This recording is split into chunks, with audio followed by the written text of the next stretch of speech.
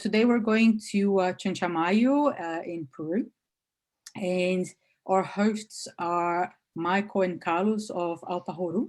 So Allpa Ruru used to be called Pachamama Inversiones. They're a small exporting company in the middle of Peru, so they're based in Lima. And both Carlos and Michael, they used to work for bigger companies, and now you two retired, okay? Is that right? Yeah. Okay, so now that they're both retired, Michael has a farm, and they're working with a bunch of small producers around the country to help them promote their coffee, to help them find buyers for the coffees, and buyers that are willing to pay better prices than they can get in the local market. So they work with producers in many different areas. I've listed some here like Cusco, Pasco, Huánuco, Cajamarca, Junín, and Amazonas. I don't know if there are other regions as well that they work with.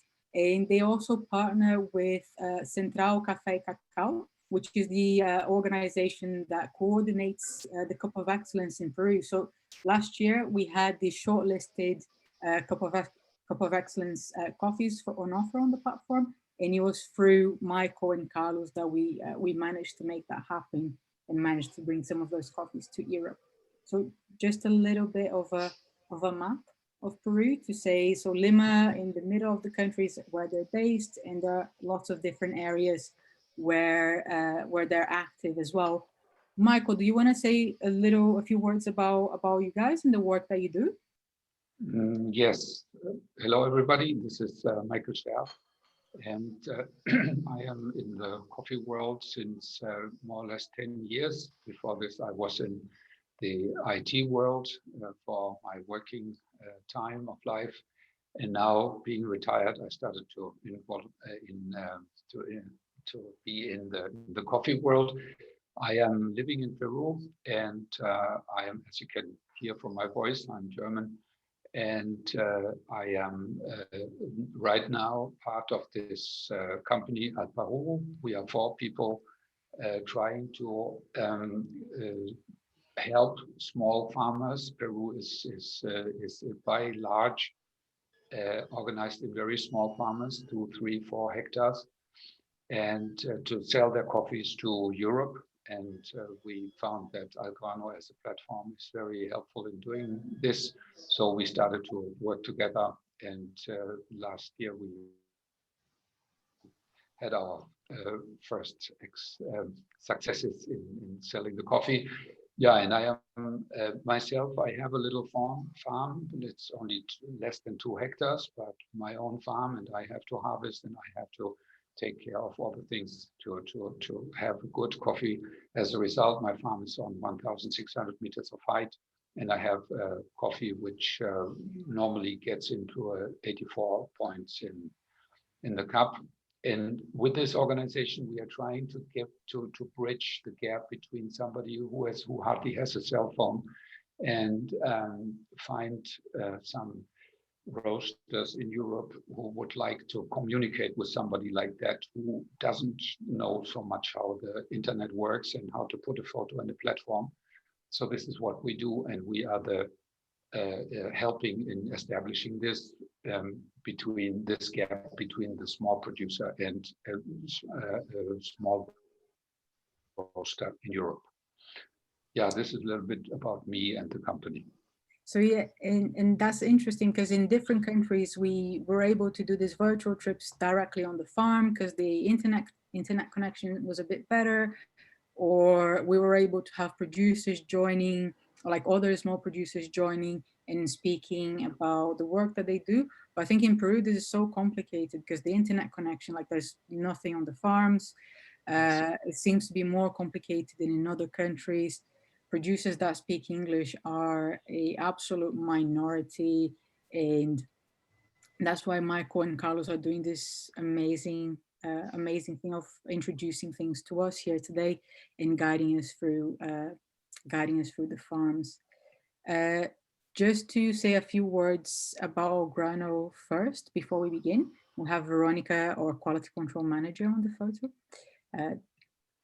So for the people that don't know Allgrano yet, Algrano is a digital platform that facilitates direct relationships, commercial relationships between coffee producers and roasters in Europe.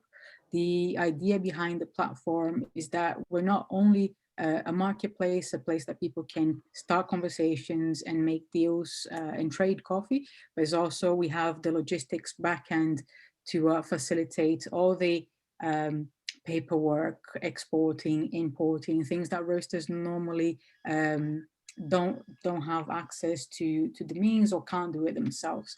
And one of the big focus of the platform is to provide means to create a more equitable supply chain.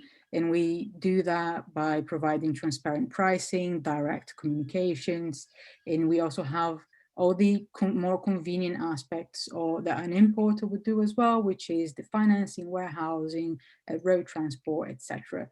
And we've been working a lot with new features. So we've been releasing lots of new features recently.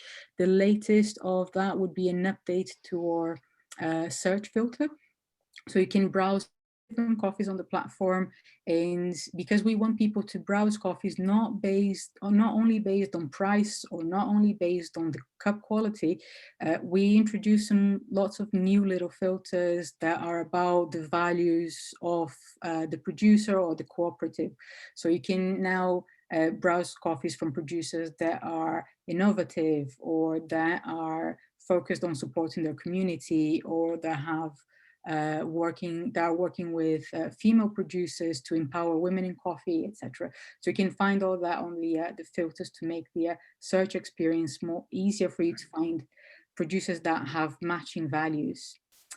And this is, as I said before, one of a series of virtual trips that we're doing. The next one is in the 10th of June, and then we're going to be going to Rwanda. So if you can go to allgrano.com/virtual trips, you can subscribe to the next ones, and you can also find the links to watch previous trips. Also, just to highlight Allpa Ruru, you can find their profile on the platform, and on their profile there is a button to message the grower. If you click on that, you can get in direct contact with both Michael and Carlos.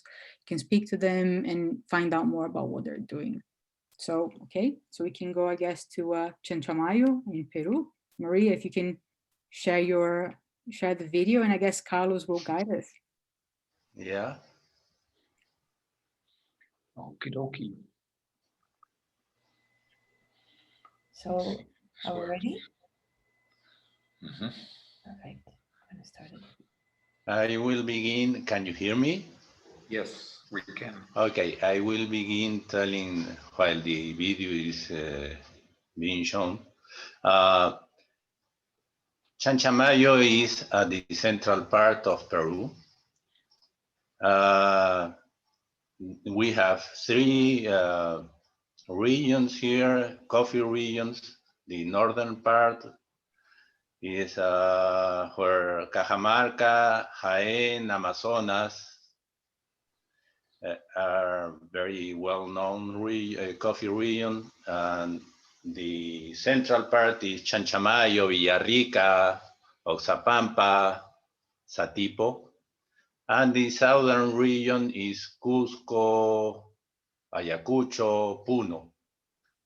So we will see today the Chanchamayo Valley farms, some of them. So I see that you're showing us a lot of roads and how bumpy and how difficult the road access is. Is this something that's normal in Peru? Yes, it is. It's like that every place here in the farms, not to get to the farms. Just to make it in context, from Lima to the Chanchamayo Valley, we have to go by road, and just to have something to compare, the Yurinaki town or city, that is where we are going to start the video, is about 355 kilometers distance by road. And we have to go by a paved road. The paved road reaches and ends there. And we have to pass to cross the Andean mountains at a level of 4,818 meters above sea level. That's the crossing path.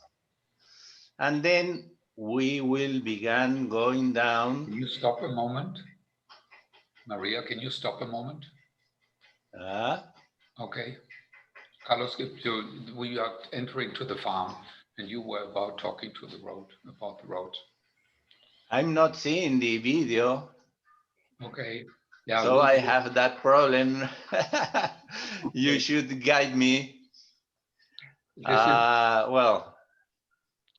Let me, this is, you saw the access roads to the farms, and this is supported by the communities, by our village responsibles called Pyrenees, and they come once a year with 5 machines to maintain it once in 1 year. And if there's rain this day, they can't work. We had this for 3 days, for 3 weeks, 3 years in a row.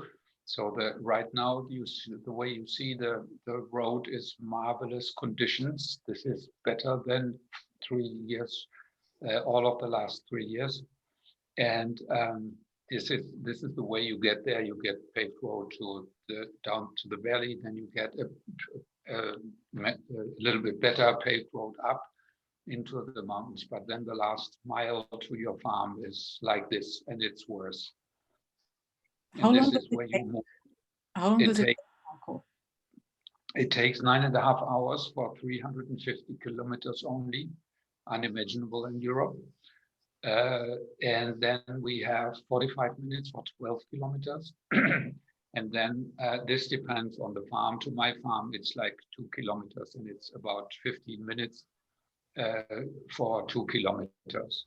Yes, to have an idea, a better idea of that kind of road is that from Yurinaki to a place named Bella Vista, that is 45 kilometers, no, 15 kilometers, no, Michel? 15 kilometers. It takes almost 50 minutes to get there. And you go from 300 meters above sea level to up to 1,300 meters above sea level in that 15 kilometers. Mm-hmm. Is there any part of the road where you can't use car, where you have to walk, or you have to... The only way to move there is or walking or motorcycle or 4-wheel drive vehicles. Yeah. In this condition of not being able to do anything depends on the farm. Within the farm, sometimes you only have access to the border, and then you have to walk to bring the cherries harvested to the farm. Mostly is we have processing in the farm, and they have to walk all this heavy load to the farm to process it there by foot. No other machine than these little 4x4 jeeps from the Second World War, which we'll be seeing in a moment, and by foot. Can we continue the video? I think, Carlos, we're Yes. now at La Perla, if I'm not mistaken. Yeah. This is La Perla, and now we see the harvesting. This guy is harvesting cherry by cherry because they are not all ripe. And this he does for 3 bags of 80 kilos in 1 day. And they told him don't do it so fast. He's doing it not so fast. And this is how this guy is carrying his bag. And this is not full. And now he's going uphill it's not slippery, and we didn't do it to the road. To the road, it would be like 100 meters high up in this. This is an inclination above 45 degrees. Here you can see the boss of the farm, the owner, Puado. And this is a typical inclination that he has in his farm, and it's quite typical. All our farms are this way inclined. This is his processing area, and here he is also doing. You can see that here he is drying naturals, and down there he has his drying spot for the coffee that is fermented in water. And he is doing all of this in parallel. You can see by the quantities how little the naturals are here, and how much, like 98% of every coffee that we do is processed and fermented in water. Now we are on the next road to the next farm. This is a road which is used to transport fertilizers and then harvest, and not more. This is maintained even lesser than once a year. This is in the farm itself, so the farmer has to organize the maintenance of these roads, and there's obviously not a huge amount of money so for him to do this, so only from time to time he can do this. And this is the way how you from this farm to the next city. It's like also 8 kilometers. These farms are not all in the same location. Everybody is it's spread out in an entire area. And here we are getting back to the farm of Guado. This is a very typical farm, all made of wood, and this is one of the technicians that we see here. And this is another video of harvesting where he himself is harvesting right now, which is normally these are the people that he does, and he does help sometimes, but the owner itself is very much occupied with organizing everything in the background, so that the farmers can, the people who harvest can work all the time, have enough bags, and coffee is processed, and have food and everything. This all has to be organized by the farm. Michel, just can we stop there the video? Yes, I would like to add some comment there. Yeah, please. Can you stop that video, yes, Maria, please? Yeah, it stopped. Okay. You have seen these typical coffee grower houses where there used to live 2 or 3 families on that houses. Father, son, and daughter with their respective own families. And there's only one restroom, often outside the house. There are no drinking water pipes and no draining pipes. And as you can see, the whole family is involved on the labors, and a coffee grower can do his own farm keeping as for 3 or 3.5 hectares for himself. And this is the average size farms. But for the harvest, they need to seek for external hand labor. In Chanchamayo region, the harvest season begins at the end of May, which is the preliminary harvest. And then there are 3 more harvest periods, which are the main harvests in June, July, and August.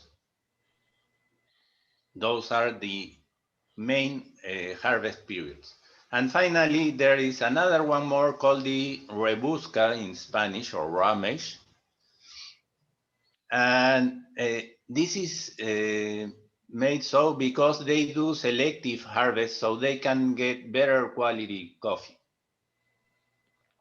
On the preliminary and main harvest, the coffee cherries are handpicked, taking only the ripe cherries and leaving those unripe. And at the final rummage harvest, they pick all the remaining cherries, and it is the lower quality that they call it bola in Spanish, or ball. If they can sell these cherries, it is often what they used to consume for themselves. I don't know if you also saw there that those that were croppers were harvesting, they are usually hired to do this harvest, and they pick the coffee ripe cherries into a bucket that is attached to their waist, and then put it together into a huge sack, as you have seen that Michelle already told us. They got together there around 70 or 80 kilos, and they have to carry it on their shoulders, over their shoulders, for about 200 meters on that steep hill, and sometimes a slippery soil because of the rain. I don't know if you can, you have got there to the plant house to process to do the depulper? No, no. No, not yet. Okay, so that's what you have thought. Let's continue. Then we can continue. Yeah. So here, where are we going, Michael? Yeah, this is another farm that we are going to, and this is the, let's say, this is a road which can be utilized by third parties, let's say two still, and then we are getting to now we are getting to another farm, which is the look around here. This is will be the kitchen in the future, the new kitchen that has just been made, and there you can see the animals and the wood in preparation to be utilized for something. Up there is the younger son who has made this house himself. He is a farmer. This is their processing area, and this is where they dry the coffee. Right now, this roof up there with open air, this is the traditional way up to 4 years ago to dry the coffee, but you can't dry very much out there. This is where now we have seen two typical farmhouses, everything made of wood and with all this environment that Carlos just showed. This is the main access road that we see here. And now we have, we can see a processing area. This is where they have to harvest their water because there's not always sufficient water for the entire process. And Carlos, this would be the moment to talk about the processing of the cherries. This is in the Okay. right, yeah. If you could explain this. So the croppers work from 7 a.m. to 5 p.m. As we just told them.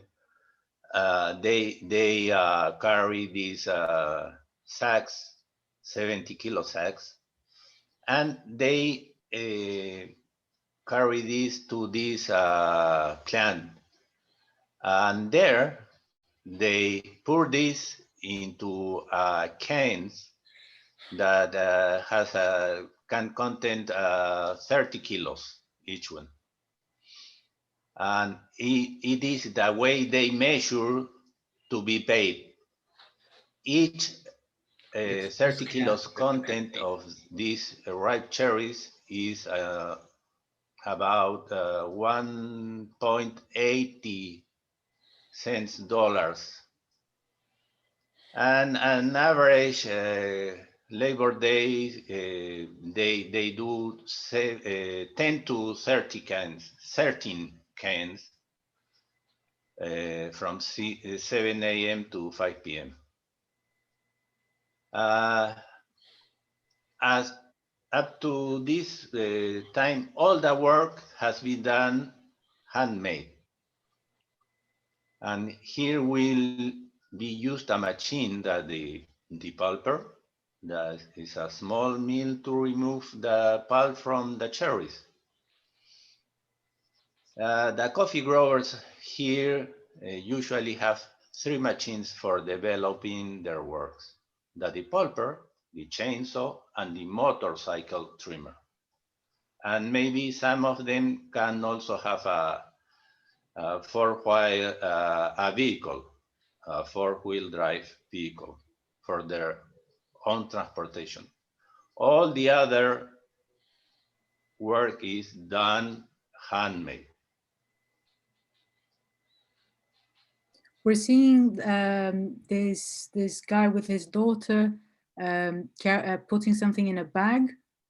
What would that be? Yeah, this is the from the last process, the bad quality coffee that is separated, and this is processed apart. This will be sold to be like the dried coffees. It's the least quality coffees that they have. Mm-hmm. And this is grandfather and it's not father and daughter, it's grandfather and how is this called? It's his daughter's daughter. Ah, okay. Do they normally, how do they ferment the coffees in Peru? So do they ferment in cherries or just ferment after? The fermentation is about 36 hours. I'm doing 36 hours. And this depulping is done in the morning. And then it's let dry there. It's let ferment. This is a machine that can separate the larger grains from the smaller grains and the bad grains too. It has, you can see this is the highest quality here that's coming, and this will be put into this bed where it can ferment. Then there's a secondary quality, and there's also where the husk is separated. And in this case, the husk is then put into one place where it also degrades and it's utilized afterwards as to fertilize the coffee. It's a very good fertilizer if it degrades. It can also be used to do tea, coffee cherry tea. Okay, this is now the entrance point to the paved road. And that's on the way to the warehouse. This is the way to the warehouse, yes. And it's in this case, it's from here like 15 kilometers. It's down the valley, the river valley, to a city called Pichanaki. This is the place that's Yurinaki, which Carlos referred to as the place where you get from Lima on paved road. So how often are the producers bringing their coffees down to the warehouse, or are the coffees being collected by a cooperative? It's roughly, when it's all ready and dry, once a week, and it depends on the size of their own farm. Once a week, and then it is like, for me, it's just a bag or 1.5, and then if they're larger, if they are 3, and they have sometimes 10, 15 bags. And this is the central location to dry. This is for the ultimate drying. When you get there and you think you are at 11%, and then with the machine, they find out it's like 13. And then you have to put it in the midday sun, you put it an hour and it's down from 13 to 11. And then this is on the right-hand side, it's a warehouse. This is a shared warehouse which has a number of cooperatives and hundreds of farmers who are utilizing this. And it's empty because everything is just starting. This is the location. This is all you need. You need a balance and a chair, a table, some administration, all made by hand. There is no application to count the quantities that are there. This is all made by hand. Ah, yeah, here we are. Okay, Carlos, so was there something more that you had? Well, Carlos? yeah, I think it would be interesting to say that the distance from Yurinaki to Pichanaki is about 72 kilometers by that paved road. And it means about 1.5 hours by car. And the transportation the farmers have to pay to get their coffee there is $2.50 per each 70 kilo sacks of parchment coffee beans, and you have to take it from the farm to Yurinaki. and does he And pay that? from Yurinaki to Pichanaki plant, there will be $4.50 more for each 70 kilo sacks. Carlos, do they have to pay that straight away, or Yeah, they have to pay it right on that moment. Because in cash. what's very interesting of what you showed here, because all of this that we discussed, these stages of farming and the stages of picking and sending the coffee to the warehouse, all of this, like the producer is incurring in costs, and they're having to get access to credit to finance this cost in advance, because they won't have money lying around to pay for them. Can you tell us a little bit more about that, and how, like, at each moment, the producer, can he use funds from the previous harvest to fund himself at that point, or is he running everything on credit? No, yeah, let me just one addition to what we just saw.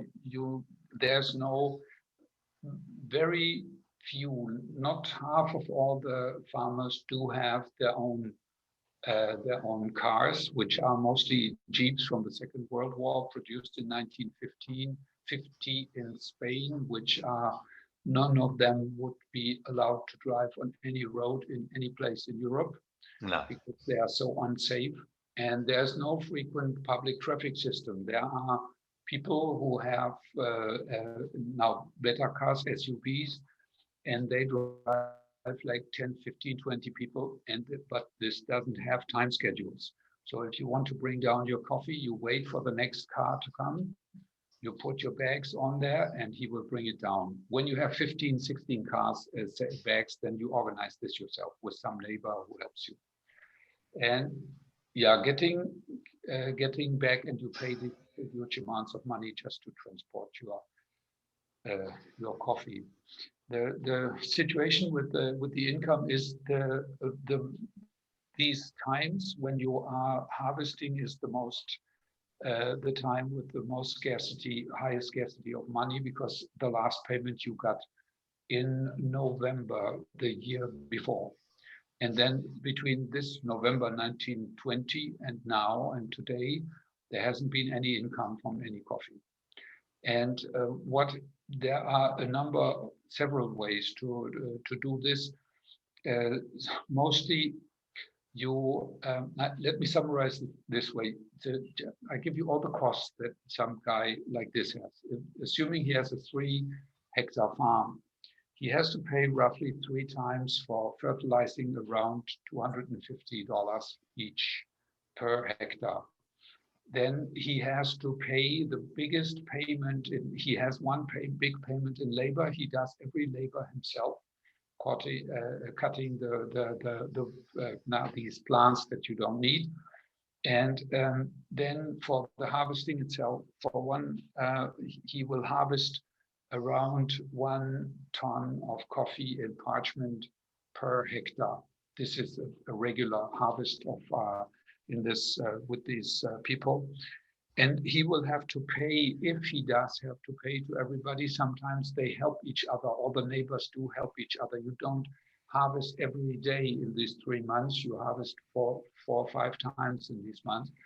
if you have to pay nearly all of it, then you have to pay about $500 for harvesting. Your income right now is marvelous. The prices, as we all know, that at the stock exchange, it's at 150. It was 152 yesterday. The prices are right now also very good for the farmers, which is like per kilo in parchment. This is like $3. So you end up having an income of $3,000 of your hectare. Then if you take away the costs, it's 1,200. You end up with $1,800 for your hectare. You have 3 hectares, so you have $5,400 as income for 1 year. Divided by 12 each month, you end up with $450. And this is the payment for your work, the work we saw. And this is the profit that you make from the coffee that you have in a good situation on the market size. And this is the common situation in the last years. It was up to 50 cents less. And this is the common situation that the people live with. They go on living with this. We had a very tough situation in 2013 with the Roya, where some of them lost everything in the Roya. This Roya is what is the word? It's no mushroom, but fungus. It's a fungus. Yeah, fungus. The fungus. And we had doubts if some of them would go on with the production, but they did. They go on because this is my father did it and I do it, and they go on doing it. To be honest, in this region up there in 1,400, 5,500 meters, there is not too much more to live from. There are bananas, but they are not very well growing up there, and 2 more fruits that you could change to. And but this is what they are living from in this season. And back from this time, 2013, all of them did have to ask for financing, and they got a regular financing, which is done by, sometimes it's the own cooperative who does help them, and sometimes it's some banks, which is very complicated.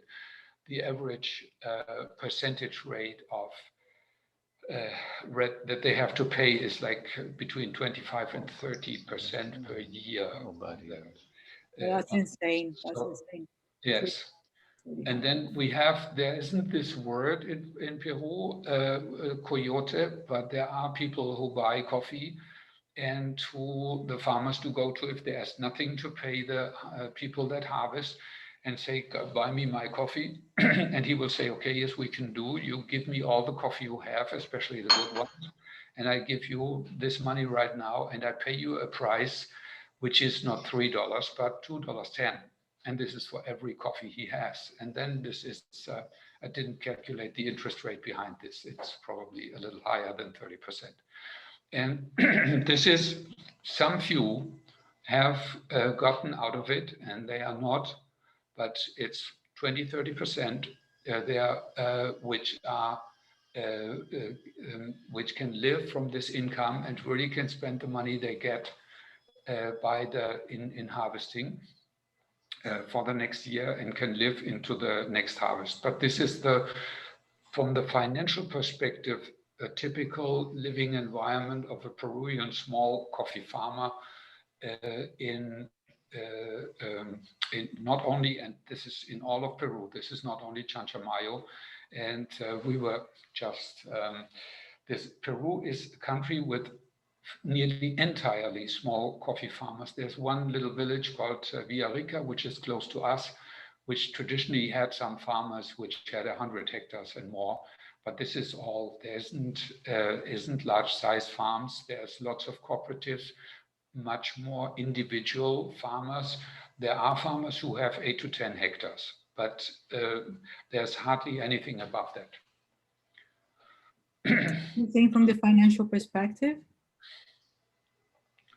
From the financial perspective, the situation is the farmers would do need, but this is not everywhere possible, to get the money the moment they give their coffee to whoever buys it and whoever is analyzing the quality. The vast majority of all this coffee is more common coffee. Most of the coffees, to give you an idea of the relations between a regular coffee of, we have mostly coffees of 82, 83. We don't have so much of this coffees below this, because we are, basic rule, the higher your coffee is planted, the higher the quality of the coffee will result, because of the differences between day and night, of the temperatures between day and night. The farms do start with 1,350 meters, 1,400 meters, and the regular coffees that we produce are in the 82, 83, and the best of the best do come to 88. And they are then trying to participate in the Cup of Excellence, which is as of 5 years in Peru. And they with 88, this is a point to start on being possibly successful in this Cup of Excellence. And the relation in quality is like, this is more than 90% of the coffee between 83, 84, and then we get down to 85, like 5%, and 86, 3%, and 88, 1%. These top-end coffees are really a minimal share of the production, but they are there, and the people do emphasize this very much and work very hard to get their best qualities this is typically the latest harvest, and treat them the best they can to get to this 88 point coffees. And yeah, this is from the quality perspective, and they would like to have the money in the moment that they deliver, which is not everywhere possible. So this, and here with this, with Algrano and with ourselves, we're trying to find a way that as fast as possible we get the samples to Europe, and then up to you, the roasters, and to have a decision made as fast as possible. And then when the contract is made, then we have altogether security about the product and about the price and about the money, and then we try to get right now as fast as we can the money to them. We are working on finding out how to support them in getting the money to them when it is bought by you, the roasters, and not right now. Last year it was like later than this. And when the money came to Peru, this is the money flow against it. In their world, it would be perfect to get the money in the moment they give it to the warehouse, but there's no contract yet.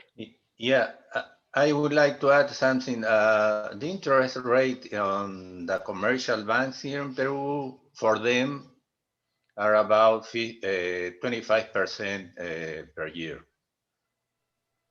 Yes. But not everyone can be able to get that. And most of them have to go to those coyotes who buy the coffee, or those prestamists who give loans to them with abusive rates, like 10% or even more per month. That's how they survive, no? Therefore, we are trying to, one of our goals with Allpa Ruru there is to give them better conditions with the payment, and improve their living, no? I have two questions here. So Sarah is asking, so she's saying, thank you, this is all fascinating. and she's asking about a little bit about the story of Peru. So when was the coffee farming started? What are the varieties that are normally grown?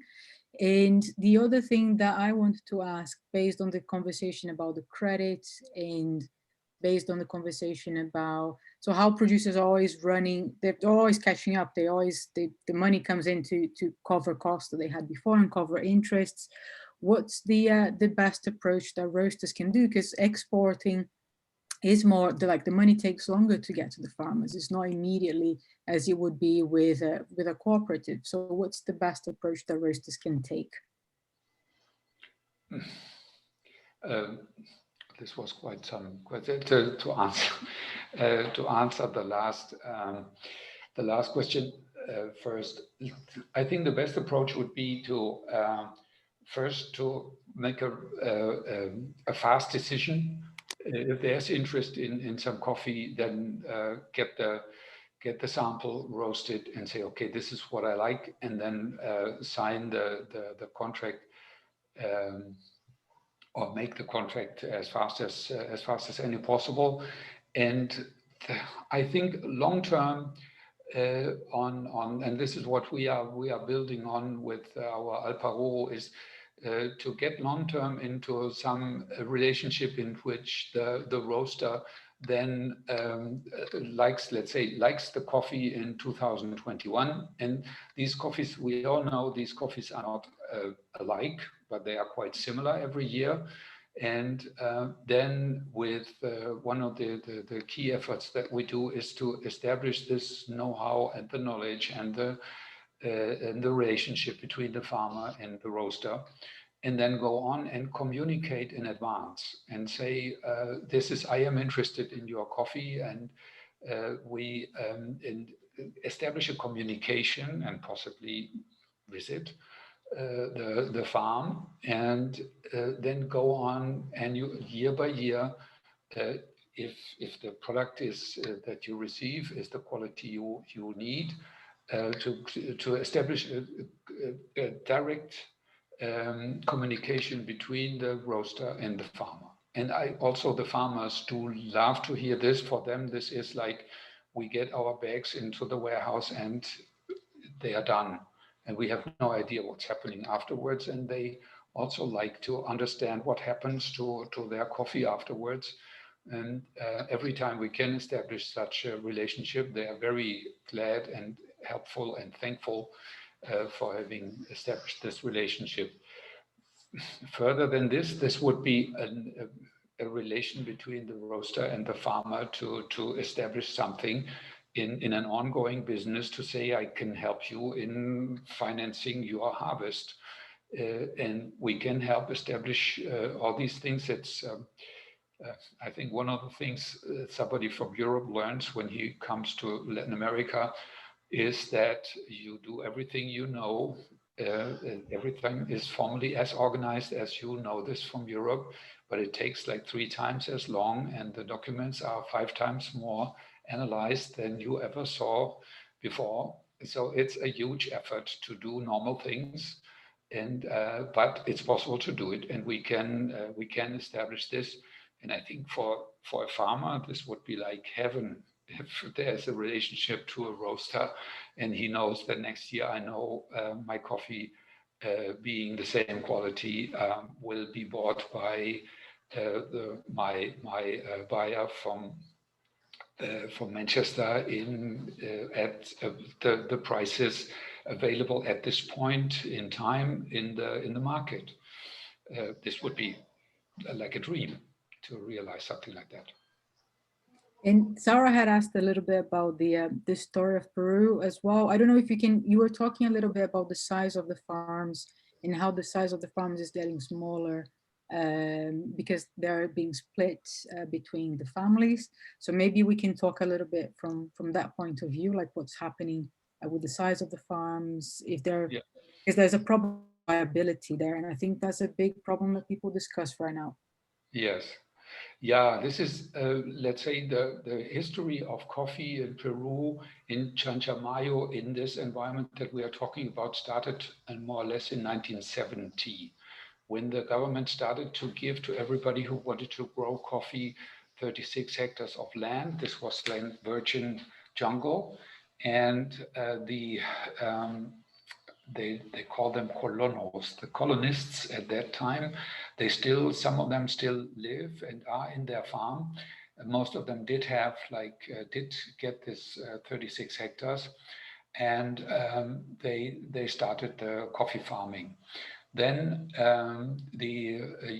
Peru has this heritage system with which the fathers, the generation before, does split their farm to every child they have, and the first generation of farmers did have like 7, 8, 9 children, and they have obviously these are the farmers that we are talking to.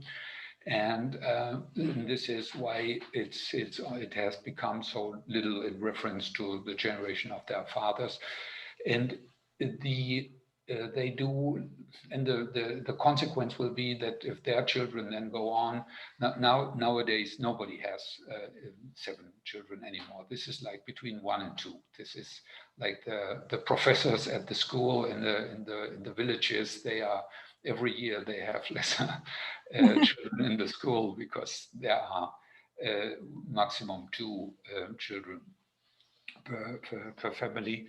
But then in the next generation, even dividing this a little bit, it will get down to a size of a farm which isn't enough to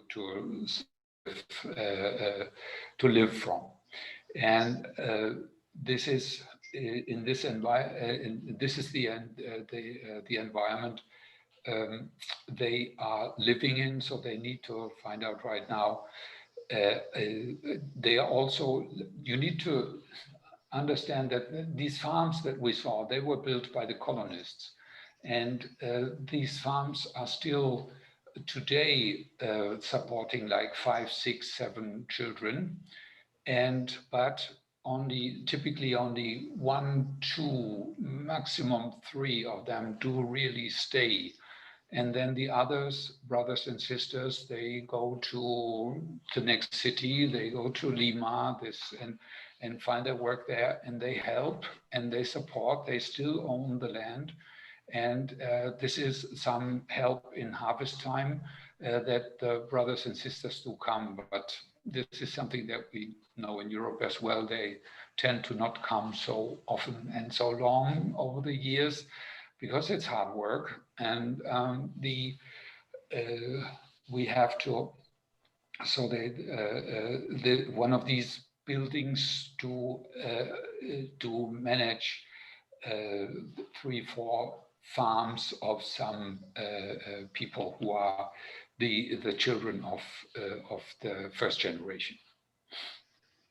And so, in terms of, if you're going to say like the main thing that you think people need to know about when they're starting a relationship with a farmer in Peru, what do you think is the most important thing? Because they need to understand the context, they need to understand the reality, I suppose. But what would you say is like your biggest advice to people starting to buy coffee from Peru? To try it first, give it a try. Try to find out if it works. Let yourself surprised by the qualities that can be produced. It's something that I learned from the first day on dealing with Peruvian coffee, that there is this surprise of, oh wow, how good can be the Peruvian coffee can be. Let yourself surprised by that, and then it's about working together, establishing the trust and the relationship, which can maintain and be carried on over the years. I think this is, and then based on this is a give and take. If you feel the trust, the other side feels the trust, then you can get a step further. And it has to be established between each time you do it with each farmer, that you establish your relationship, and then you if it builds step by step, then you can make it. And it's not given, and it's not obvious that this will happen every time. There can also be things that do not work out perfect, but so far we have found a number of people who are quite interested and who can do that. And I am very optimistic that we can multiply this. Yeah, so last year, some small farmers offered coffees on the platform through Michael and Carlos, and they were shortlisted by the Cup of Excellence. So they were producing really nice coffees, really good quality, really clean coffees, and they managed to find buyers to start developing a relationship with. This year, we're going to repeat the experience. We're still going to discuss the details, right, Michael? If we're going to do like winning coffees from winning farmers or just shortlisted coffees yet, but later in the year. So if you guys are looking for producers in Peru that are small, need quite a lot of support, that need the encouragement of having an international sale, and that they are really focused on quality and trying to do a good job, I think it's a very good time to check out those coffees. When is it that you expect that these coffees will be available, Michael? Yeah, this is like the first one will be available from this guy, Guado, which we saw harvesting in 2 weeks from now, because he's right. This is the one that maybe it's the bean we saw in the video, one of them. And this would be the first, and then the next ones that we have are a little later on. They are both. There are two more from our environment, which are naturals, which will be July, August, and then in July, August, we'll also join together those who offered their coffee last year and who sold their coffee, and they told us that they wanted to go on with this one too. And then our idea is to repeat what we did last year, to find 8, 9 of those who are participating in the Cup of Excellence, who are getting very high, not to the last round, but very high up there with very, very good coffees, and offer these coffees to, which would be like, when was this last year? September, October. Because the Cup of Excellence itself is in October and sold in this platform in December. It's quite late. It's the final steps of the harvesting of entire Peru with this Cup of Excellence competition. Yeah, this we wanted to repeat as well, and then see if there's something that you like and establish a relationship. Awesome. Michael and Carlos, I wanted to thank you very much for joining us today and for guiding us through the farms in Chinchamayo and explaining everything that we were seeing, the fact like how many kilos of cherry the producers can take, how much it costs to take the coffee to the warehouse. I think you provided a very interesting price breakdown and a few ideas of what roasters can do as well. So thank you very much. I don't know if you want to add anything before we finish. I don't know. I would like to add something. Peruvian coffee is very well known as organic coffee. That's how it was focused the coffee here in Peru, the coffee strategy. And right now it's changing. It's organic, yes, but it's changing into the excellence coffee, the specialty coffee. And also it is interesting to know, I think, that we have 3 regions that we said at the beginning, and each region has their own profile, coffee profile. The same variety of coffee, for instance, bourbon in the northern part is different from the central and from the south region. It is very interesting to know that, because we have those different profiles, no? Thank you, Carlos. So you guys can find samples already available from Michael and Carlos in the beginning of June. I think the harvest is a little bit late this year, so we don't have samples available as of yet. But as soon as they are, you guys are all going to be able to see on the platform. So drop Michael and Carlos a line, try to get to know the farmers that they're working with as well, and hopefully we can see some good relationships coming out of this. Thank you all very much. Thank you, Carlos. Thank you, Michael. Thank you, Maria. Thanks to you. Very Okay, nice. have a very good day. Bye-bye. Sorry for the problems here with the internet. No worries, Carlos. Okay. Bye-bye. Okay, see you soon. Bye.